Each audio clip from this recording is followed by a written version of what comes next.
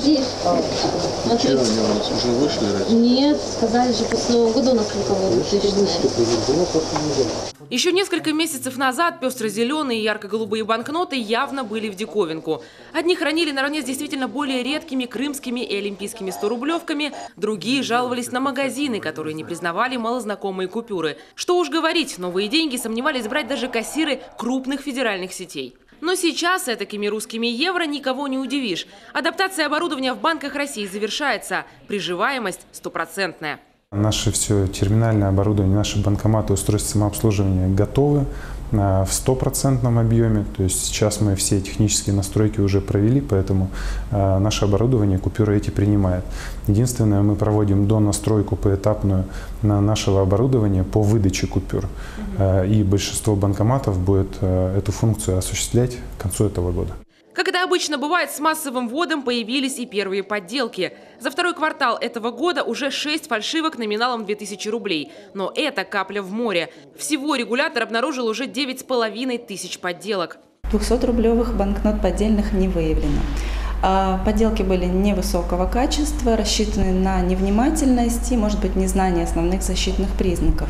Человек, который интересовался тем, как выглядят новые банкноты, без труда отличит такие подделки от подлинных банкнот. Впрочем, на уловку мошенников люди уже попадаются. И все из-за незнания защитных элементов. А ведь там их больше десятка. Точное количество не могут назвать даже специалисты. На банкнотах появился символ рубля, QR-код, оптический переменный элемент, модернизированные и ныряющие голографические нити. Если посмотреть на банкноту номиналом 2000 рублей, то мы увидим здесь более сложное, красивое изображение голографической защитной нити, которая имеет ширину 5 мм. И при покачивании банкноты от себя к себе цифры движутся друг относительно друга, и также изображение символа рубля, оно повторяется и имеет здесь вот между изображением номинала постоянное изображение. Определить подлинность можно даже на ощупь.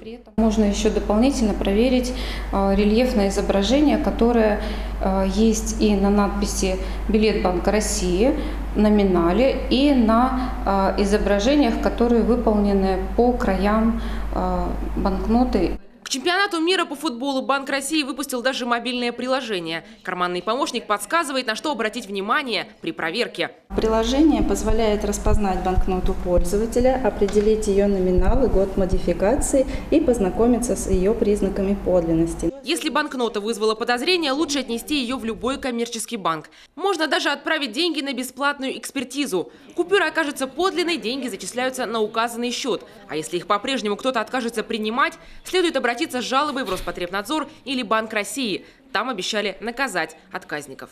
Таисия Жакова, Павел Фетисов, телеканал Юрган, Сыктывкар.